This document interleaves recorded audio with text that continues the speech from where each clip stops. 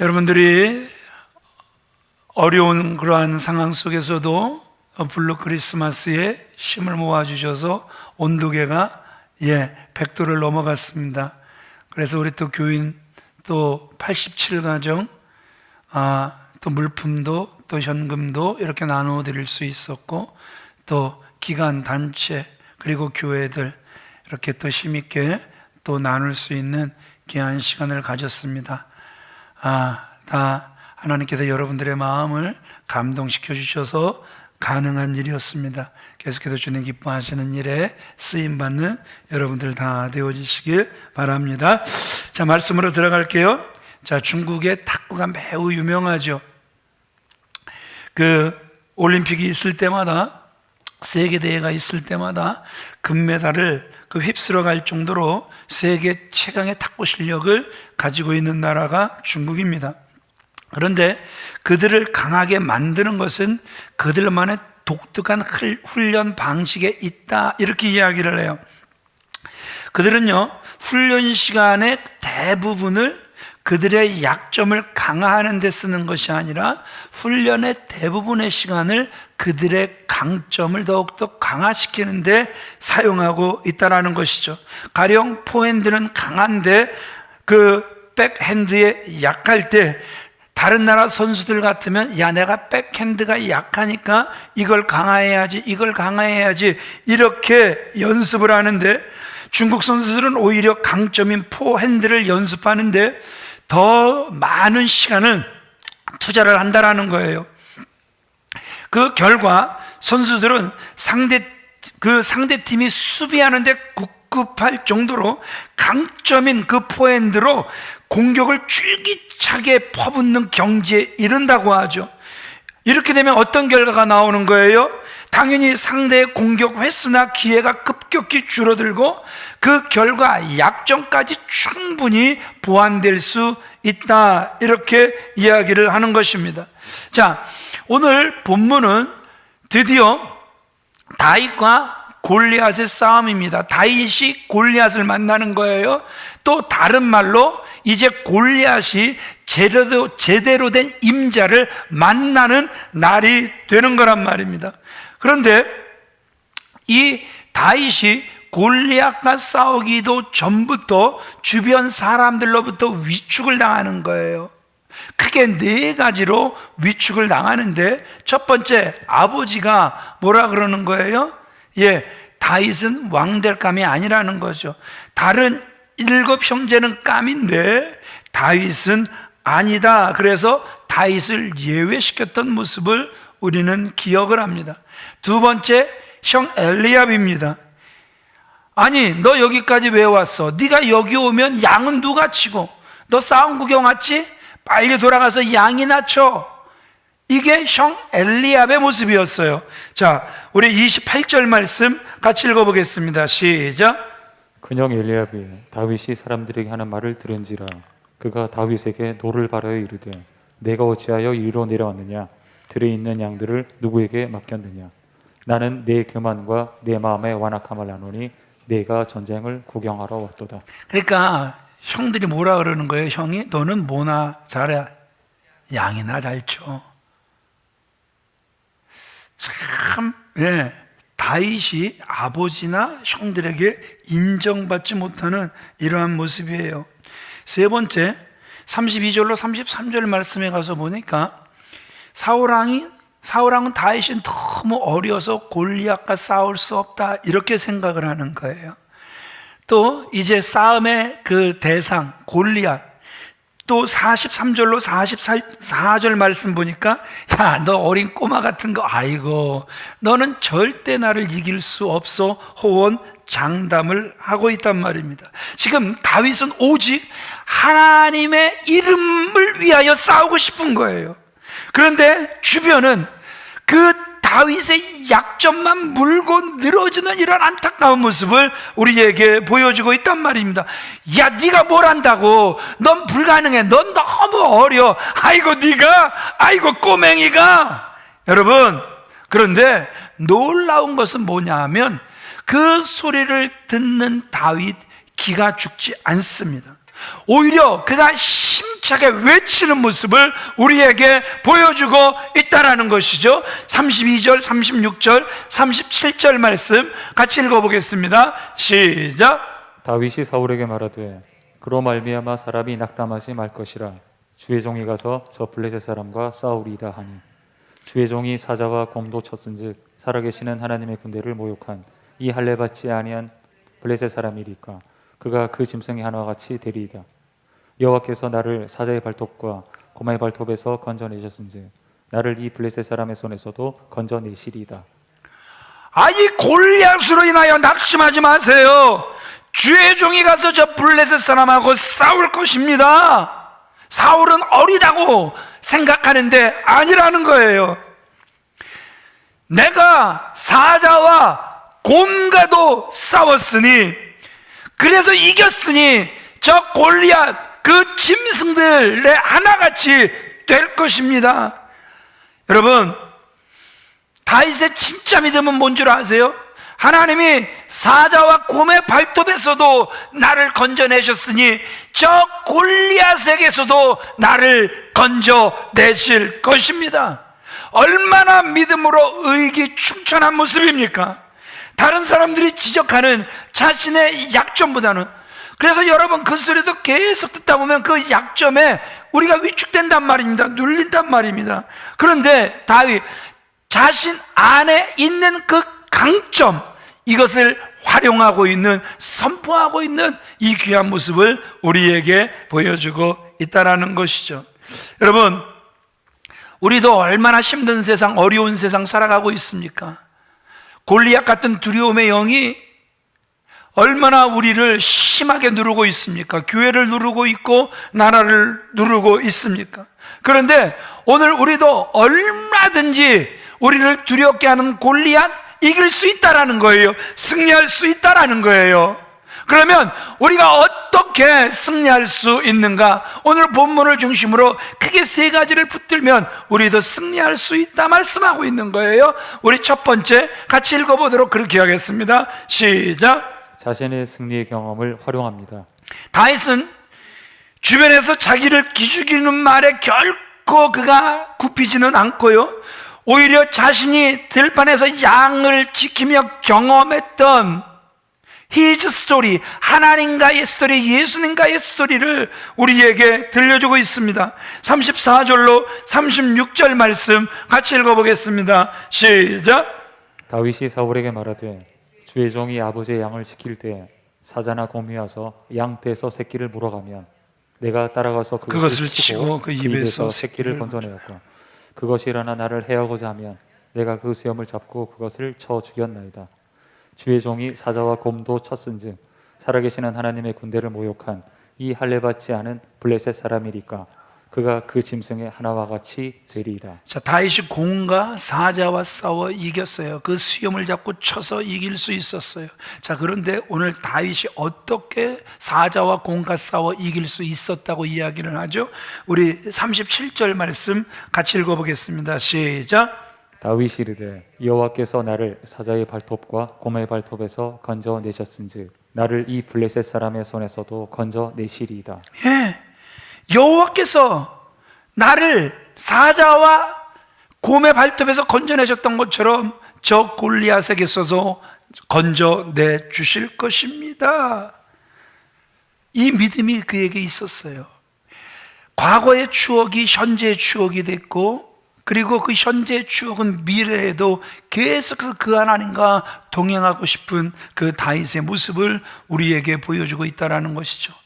참 많은 분들이 기도를 원할 때가 있어요. 몸이 아파서, 마음이 아파서 기도를 받길 원할 때가 있어요. 그때 제가 할 수 있는 것은 아무것도 없어요. 왜냐하면 아주 무능한, 아주 연약한 인간이기 때문에 그래요. 그런데 하나님이 지혜를 주셨어요.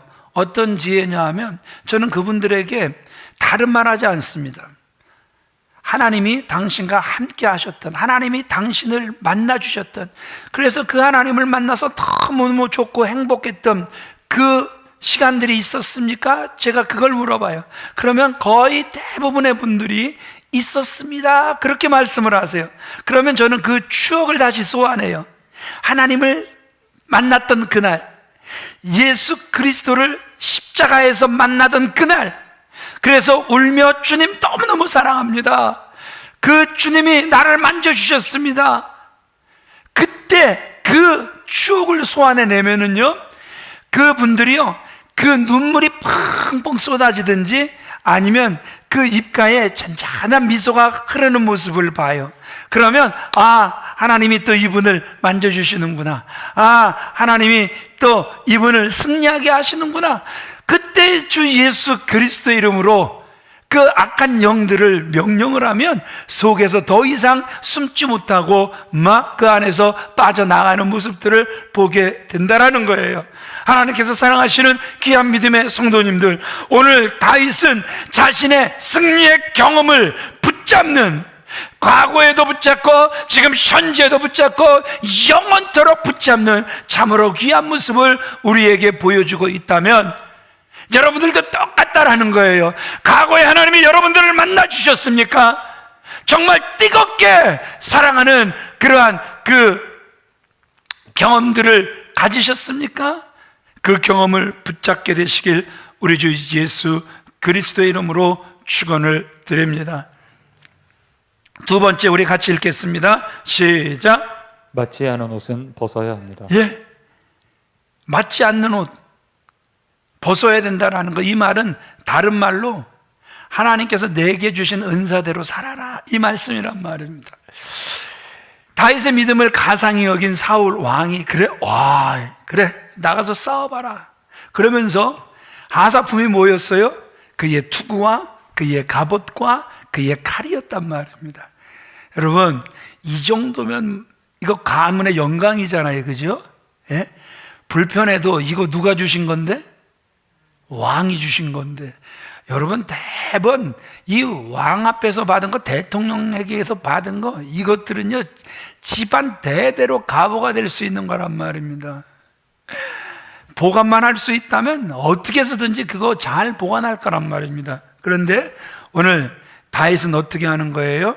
우리 38절 먼저 이렇게 사울이 어떻게 하나 같이 읽어보고 39절 이어서 읽어보겠습니다. 시작. 사울이 자기 군복을 다윗에게 입히고 노투구를 그의 머리에 씌우고 또 그에게 갑옷을 입히며. 예, 아무리 좋은 왕의 갑옷이라고 해도 다윗에겐 안 맞고 불편한 거예요. 어떻게 하는 거예요? 39절 시작. 다윗이 칼을 군복 위에 차고는 익숙하지 못하므로 시험적으로 걸어보다가 사울에게 말하되 익숙하지 못하니 이것을 입고 가지 못하겠나이다 하고 곧 벗고. 아내하고 한참 연애를 할 때 아내가 저희 집에 왔었어요. 겨울이었어요.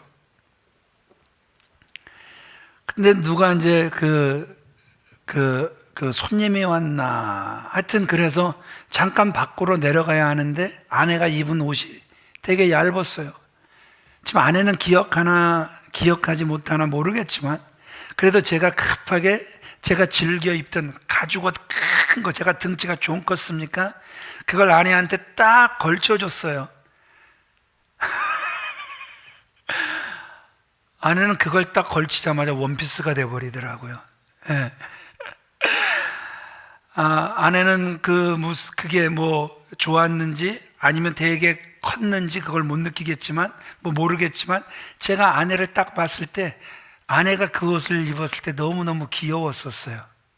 예. 여러분, 귀엽다고 해서 그 옷이 아내에게 맞는 옷은 절대 아니죠. 그렇죠?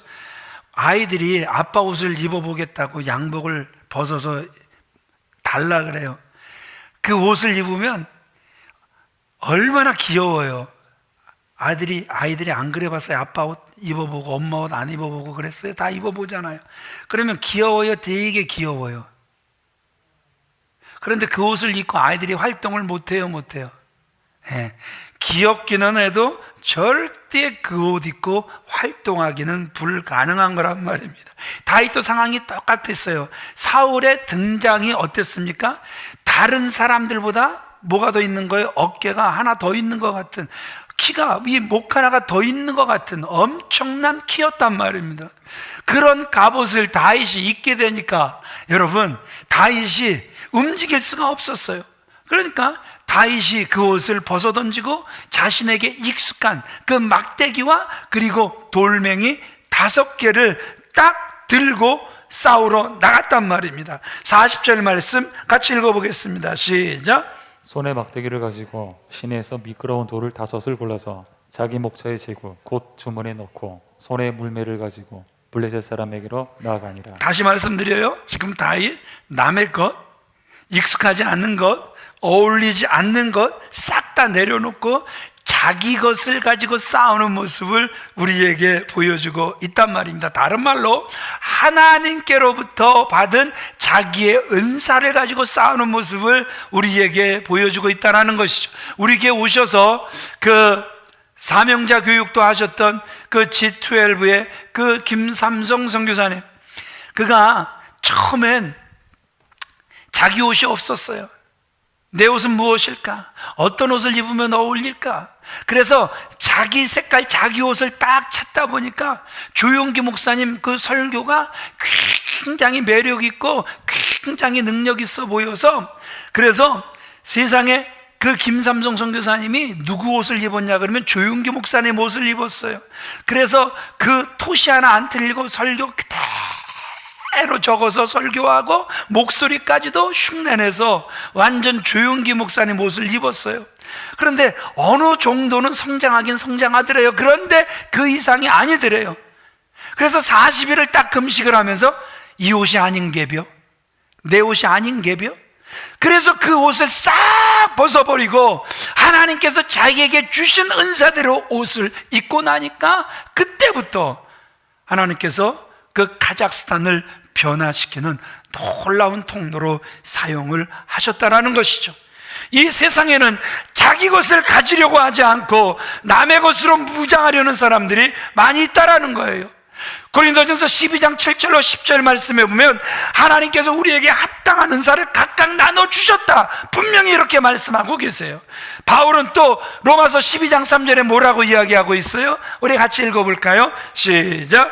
내게 주신 은혜로 말미암아 너희 중 각 사람에게 말하노니 마땅히 생각할 그 이상의 생각을 품지 말고 오직 하나님께서 각 사람에게 나눠주신 믿음의 분량대로 지혜롭게 생각하라. 여러분 어떻게 생각하세요? 이런 말이 있잖아요. 남의 떡이 커 보여요. 이상해. 남의 떡은 다 커 보여. 이상하게 남의 떡이 훨씬 더 맛있어 보여요. 실제로 그렇지 않은데 남의 떡이 훨씬 커 보이고 맛있어 보여서 그것이 한없이 부러운 이러한 모습들도 우리 안에 있단 말입니다. 그런데 그게 왜 안 좋은 거예요? 자기의 것을 너무 평가절하하는 잘못된 사고기 때문에 안 좋은 거란 말입니다. 분명히 하나님은 나에게 합당한 은사를 주신 줄 믿고 그 은사를 잘 활용하여 다윗과 같이 위대한 승리의 삶을 사는 저와 여러분들이 다 되어지시길 우리 주 예수 그리스도의 이름으로 축원을 드립니다. 반드시 우리는 우리 자신의 것을 가져야 되는 거란 말입니다. 나의 기도, 나의 헌신, 나의 봉사가 있어야 되는 거란 말입니다. 하나님께서 주신 나의 은사로 승리하시길 주님의 이름으로 축원을 드립니다. 다시 말씀드려요. 다윗은 갑옷에는 익숙지 못했고 오직 돌멩이 던지는 일에는 익숙했습니다. 이것은 들판에서도 수백 번, 수천 번, 수만 번, 그래서 도 같은 일이란 말입니다. 눈을 감고도 할 수 있는 일이었단 말입니다. 여러분, 강점이라는 게 뭡니까? 어떤 일을 할 때 힘들지 않고 잘할 수 있는 것, 이것이 강점이란 말입니다. 내가 잘하는 걸 개발하면 개발할수록 비로소 우리가 뭐가 되는 거예요? 전문가가 되는 거란 말입니다. 내가 잘하지 못하는 것 개발하려고 발버둥 치지 말란 말입니다. 자꾸 남의 게 부러워서 남의 것 따라가다가 그것 때문에 스트레스 너무너무 크게 받고 그것 때문에 낙심하는 안타까운 모습들을 보게 된다는 거예요. 저도 목사가 돼서 이제 이렇게 24년 달려오면서 남의 떡, 남의 그림이 너무너무 맛있어 보이고 좋아 보이고 커 보이니까 그 남의 떡, 남의 그림을 얼마나 많이 따라해 보려고 했는지 모른단 말입니다. 그런데 불편한 거예요. 안 맞는 거예요. 왜 나에겐 안 맞을까? 저 사람에겐 저렇게 잘 맞는데 왜 나에겐 저 옷이 안 맞을까? 얼마나 많은 스트레스가 되고 안 될 때마다 낙심이 되는지 모른단 말입니다. 하나님께서 사랑하시는 귀한 믿음의 성도님들, 잘 보세요. 자신이 지금까지 터득했던 좋은 경험을 최대한 적극적으로 활용해서 다윗처럼 더 큰 일을 이루어내는 것, 이것을 하나님께서 더 기뻐하시는 줄을 믿으시면 아멘 하시기 바랍니다. 이것이 은사 발견의 기초 원리란 말입니다. 그런데 안타까운 것은 우리나라 사람들은 큰 것을 너무 좋아해요. 그래갖고 땅덩어리는 좁은데 나라 이름은 대한민국. 그렇죠? 우리나라 최고 지도자를 뭐라고 불러요? 대통령. 그렇죠? 도로는 다 대로입니다. 강남대로, 올림픽대로. 여러분, 또 다리 이름도 곧 무너져도 성수대교. 그렇죠? 또 뭐 한강대교, 양화대교. 막걸리 한 잔을 마시는데 세상에 돈 1,000원짜리 막걸리를 마시면서도 대포 마신다 그러고, 좀 더 스케일이 큰 사람은 왕대포를 마신다, 이렇게 이야기를 하고, 대문을 붙여도, 그죠? 문의 이름을 붙여도 남대문, 서대문, 동대문, 그 대자를 너무너무 좋아하는 우리나라 사람들을 보게 된단 말입니다. 하나님께서 사랑하시는 귀한 믿음의 성도님들, 오늘 우리도 다윗처럼 지금까지 쌓아온 경험을 주님을 위해 활용할 수 있기를 바랍니다. 우리의 강점이 무엇입니까? 혹시 말을 잘하십니까? 그러면 여러분 그냥 전도하면 되는 거예요. 말을 잘하십니까? 성령 받아 교사하면 되는 거예요. 말을 잘하십니까? 성령 받아 부역장하면 되는 거란 말입니다. 글을 잘 쓰십니까? 일을 잘하십니까? 혹시 먹기를 잘하십니까? 요새는 안 먹잖아요. 신방 따라다니면서도 이제 안 먹어요. 먹는 게 오히려 부담스럽단 말입니다.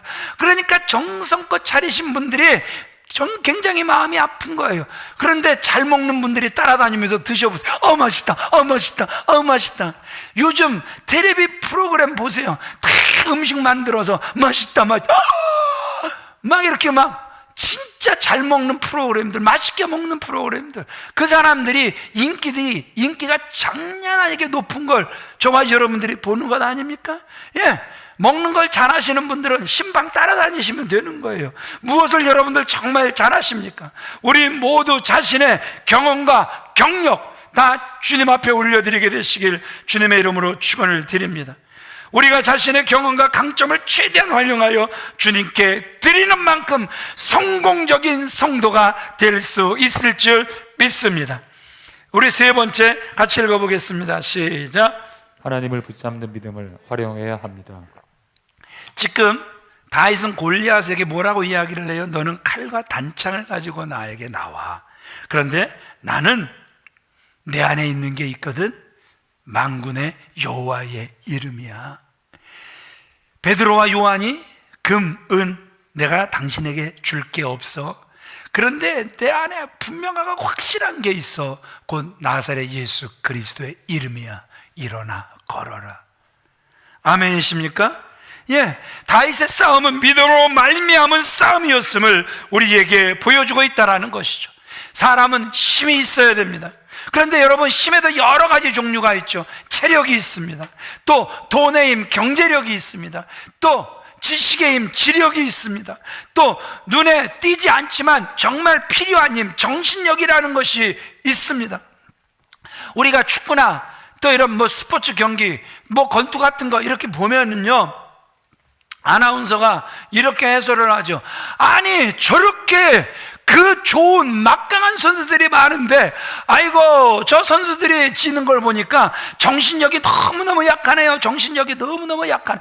아니, 저 약체팀이 저 강팀하고 싸워 이기는 걸 보니까 이것이야말로 정신력의 싸움이네요. 정신력의 싸움이네요. 그 정신력을 강조하는 소리를 저와 여러분들이 정말 많이 들으셨을 거란 말입니다. 그런데 여러분, 이런 힘보다 더 중요하고 정말 우리 인생의 결정적인 승리를 보장해주는 힘이 있으니 무엇이겠습니까? 무엇이겠습니까? 그 정신력 이상의 것, 여러분 무엇이겠습니까? 영적인 힘, 신앙의 힘인 줄 믿으시면 아멘 하시기 바랍니다. 앞에서 말씀드린 체력이라든지 경제력이라든지 지력이라든지 정신력, 여러분 이런 것들도 어떤 상황에 부딪히면 무력해질 수 있다는 거예요. 자신이 가지고 있는 그 힘의 용량에 비해 더 큰 문제나 위기를 만나면 그 정신력도 무용지물일 때가 얼마든지 있을 수 있다는 거예요. 그런데 그럴 때조차 우리 인생에서 여전히 발휘되는 힘이 있습니다. 무슨 힘이요? 신앙의 힘. 아멘이십니까? 다른 말로 영역이란 말입니다. 하나님으로부터 공급되는 힘이기에 그 어떤 절망적인 상황에서도 소진되지 않을 줄 믿습니다. 오늘 다윗이 승리한 것 누가 봐도 인간적인 조건이나 힘의 결과가 아니었단 말입니다. 그가 승리할 수 있었던 비결은 신앙의 힘이었단 말입니다. 영적인 힘이었단 말입니다. 그렇다면 여러분, 그 다윗에게 있었던 그 영적인 힘, 신앙의 힘은 어디서부터 왔습니까? 오늘 본문을 통해서 보니까 다윗의 그 영역은 하나님에 대한 그의 믿음에서 주어진 것임을 보여주고 있단 말입니다. 다윗은 그의 강점, 하나님만을 붙잡는 그 믿음을 활용하더란 말입니다. 죽으나 사나 하나님인 거예요. 이제 그 박조준 그 목사님이 갈보리 교회 그 담임이실 때 그 교회에 이제 부산에서 그 조폭 두목이었고 여자 또한 여자 그 조폭 세계의 두목이었던 분들이 부산에서 하나님을 만나 신앙생활 하다가 서울로 이사와서 그 갈보리 교회 교인이 된 거예요. 그래서 이제 그 박조준 목사님이 그 집에 신방을 하게 됐어요. 띵동. 그랬더니 그 조폭 부인이 세상에 달려나와서 목에 힘을 꽉 쥐고 인사를 하는 거예요. 어서 오세요 목사님. 아주 우람한 육체에 떡 벌어진 어깨하며 그냥 보기만 해도 야 진짜 여자 조폭 두목답게 생겼다. 와 그냥 기가 팍 죽더래. 그러면서 이 박조준 목사님이 부인이 저 정도면 남편은 어느 정도일까, 얼마나 우락부락하게 생겼을까 기대하는 그 심리로 상상을 하면서 들어갔어요. 그런데 이게 웬일입니까? 남편이 나오는데 실망하지 않을 수 없었다라는 거예요. 도대체 깡패 같지 않게 연예인 닮아서 얼굴은 조망만하고 키도 작고 몸도 왜소하고 힘은 하나도 없어 보이는 거예요. 우리 박일홍 장로님은 지금 봐도 힘 있어 보이잖아요.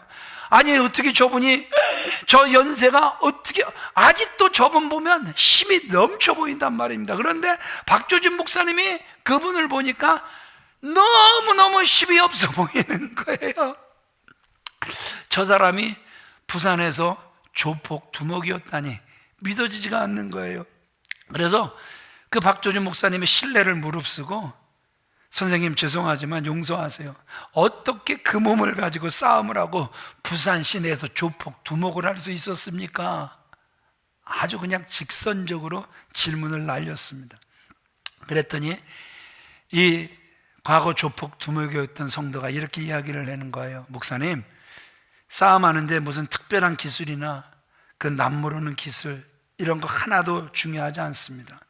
싸워서 이기는 비결 하나가 있다면 그것은 내가 싸워 이긴다고 하는 그 확신을 가지고 죽기 살기로 싸우면 이기는 것입니다. 무엇을 가지고 있으면 내가 싸워 이긴다, 이 믿음 하나. 그래도 죽기 살기로 싸우면 그렇게 싸웠기에 자기가 지금까지 과거의 조폭으로 두목으로 있을 수 있었다, 이렇게 이야기를 했단 말입니다. 지금 다윗은 한마디로 하나님의 이름을 위하여 자기 목숨 내놓고 죽기 살기로 싸우기를 원하는 거예요. 여러분, 이 정도라면 왕도 막을 수 없어 갑옷을, 투구를, 칼을 주는데, 그러면 형들은 위로해 줘야 돼요? 위로해 줘야 돼요? 야, 너 참 대단하다. 우리가 하지 못하는 일, 야, 네가 이 일을 하려고 하니 하나님이 너와 함께 하시기를 원하노라, 이렇게 이야기를 해야 돼요.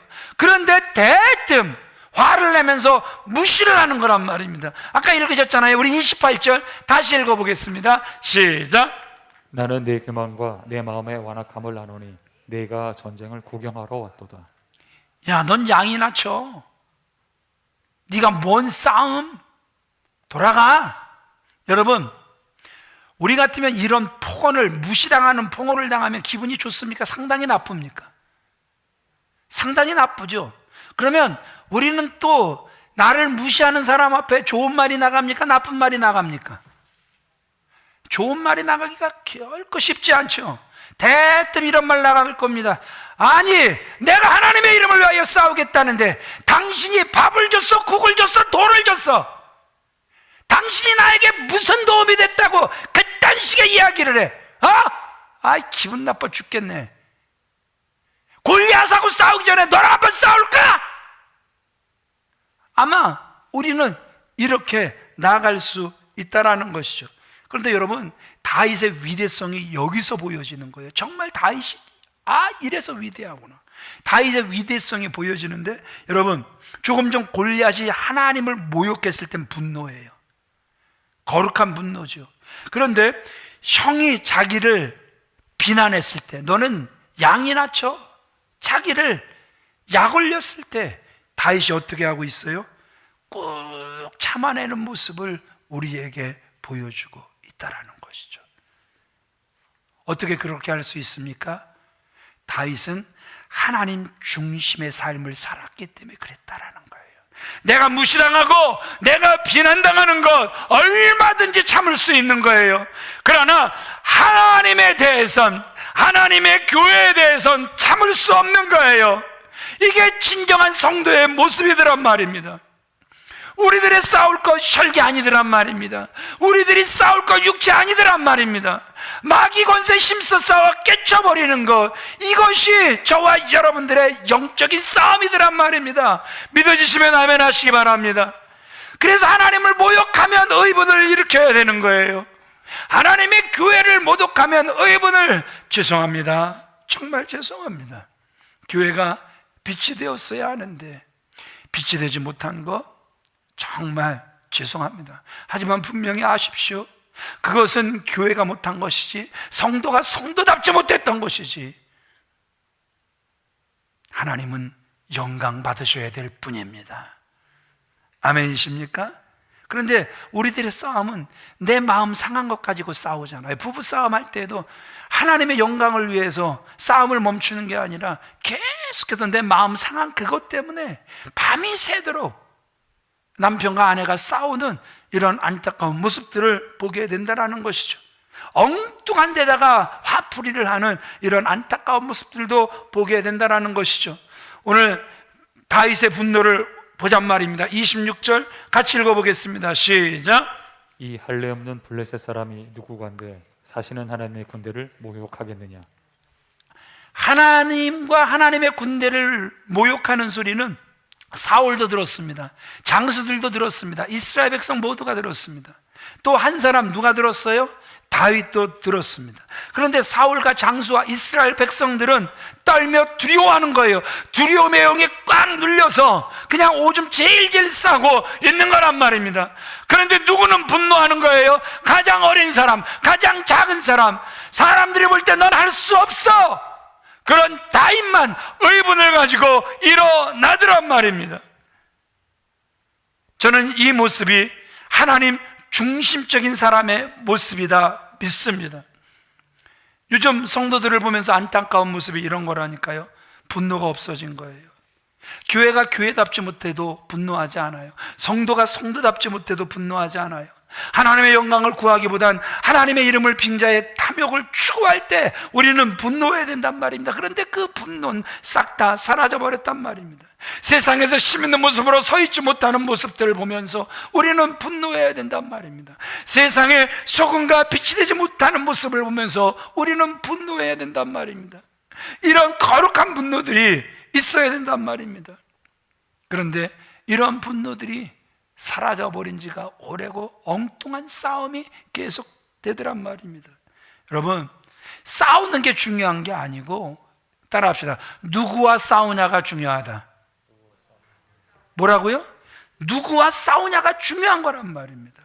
지금 여러분들이 싸우는 사람은 하나님을 모독하는 골리앗입니까? 아니면 헤헤 내 눈에도 아이고 우스워 보이는 다윗입니까? 정말 이유 없이 미운 사람과 싸우고 있습니까? 세상에 가장 힘이 없는 사람 조롱하며 그들을 약 올리고 있습니까? 여러분, 싸우지 않는 것 정말 중요합니다. 그러나 더 중요한 것, 싸울 때 싸우더라도 싸움의 대상을 구분하는 것, 여러분, 그것도 정말 중요한 지혜라는 것입니다. 하나님께서 사랑하시는 귀한 믿음의 성도님들, 오늘 우리 모두가 잘할 수 있는 것 중 하나가 무엇이겠습니까? 진짜 잘할 수 있는 것. 여러분, 가장 잘할 수 있는 거 뭐예요? 최은혜 권사님이 가장 잘할 수 있는 게 뭐예요? 우리 이정희 권사님이 가장 잘할 수 있는 게 뭐예요? 우리 김순옥 권사님이 가장 잘할 수 있는 게 무엇입니까? 우리가 가장 잘할 수 있는 건 기도란 말입니다. 주의 이름을 부르는 거란 말입니다. 하나님을 붙잡는 거란 말입니다. 어려운 순간순간마다 내 앞에 어려운 일을 보는 그때마다 우리는 주의 이름을 부르는 거란 말입니다. 다윗처럼 주의 이름을 부르게 되시길 우리 주 예수 그리스도의 이름으로 축원을 드립니다. 우리가 주의 이름을 한 번만이라도 간절히 부르면 어둠의 영이 한 길로 왔다가 7길로 저주받고 도망가게 될 줄 믿습니다. 우리는 하나님을 붙잡는 믿음을 최대한 활용해야 된다는 것이죠. 그러면 그 어떤 종류의 골리앗이라고 할지라도 우리는 능히 하나님이 도우셔서 승리하게 될 줄 믿습니다. 사람들은 우리의 약점을 보며 사기를 꺾을 수도 있고 우리의 마음이 위축되기도 할 수 있을 거예요. 우리의 꿈이나 비전의 날개를 꺾어 놓을 수도 있을 거예요. 악한 영은 우리 귀에 대고 속삭일 거예요. 너는 안 돼, 너는 안 돼, 너는 안 돼. 이은총 목사, 너는 안 돼. 계속해서 속삭일 거란 말입니다. 그때 우리는 어떻게 응수해야 되는 거죠? 이렇게 응수하시면 되죠. 그래, 나는 할 수 없어. 사람으로서는 할 수 없다. 그러나 하나님으로서는 다 하실 수 있느니라. 아멘이십니까? 할 수 있거든요. 무슨 말이냐? 믿는 자에게는 능치 못함이 없느니라. 아멘이십니까? 분명히 다윗은 돌을 주우며 무엇을 했겠습니까? 기도를 했을 거란 말입니다. 그가 엎드려 돌을 주우면서 어떤 기도를 드렸겠습니까? 목자이신 여호와여, 제가 사망의 음침한 골짜기로 다닐지라도 해를 두려워하지 않습니다. 왜냐하면 지금까지 하나님이 저와 함께 하셨기 때문입니다. 지금까지 원수의 목전에서 상을 베풀어 주신 하나님, 이번 골리앗과의 싸움에서도 반드시 그 골리앗 앞에서, 그 블레셋 군대 앞에서 하나님이 상을 차려 주실 줄 믿습니다. 그는 이렇게 기도했을 거란 말입니다. 다윗은 기도의 강점을 최대한 활용했단 말입니다. 하나님을 붙잡는 기도에는 큰 능력이 있는 줄 믿으시면 아멘 하시기 바랍니다. 말씀을 마치겠습니다. 우리도 먼저 하나님께 무릎 꿇는 것, 이것이 믿음의 강점이 될 수 있기를 바랍니다. 무력으로 해결하려고 하지 마시고 무릎으로 해결할 수 있는 저와 여러분들이 다 되어지시길 우리 주 예수 그리스도의 이름으로 축원을 드립니다. 특히 무릎의 강자들이 되시길 우리 주 예수 그리스도의 이름으로 축원을 드립니다. 그러면 우리도 인생의 골리앗 충분히 이기고 남을 줄 믿습니다. 우리 다 같이 일어나셔서 요한일서 5장 4절 말씀 같이 읽고 찬양하시겠습니다. 같이 읽습니다. 시작. 세상을 이기는 승리는 이것이니 곧 우리의 믿음이니라. 아멘. 세상을 이기는 승리, 분명히 승리할 수 있대요. 무엇으로? 우리 안에 주신 믿음이란 말입니다. 한 해를 마무리하기 전 하나님께서 더 큰 믿음을 선물하시길 바랍니다. 이 믿음으로 넘쳐나시는 저와 여러분들 다 되어지시길 우리 주 예수 그리스도의 이름으로 축원을 드립니다.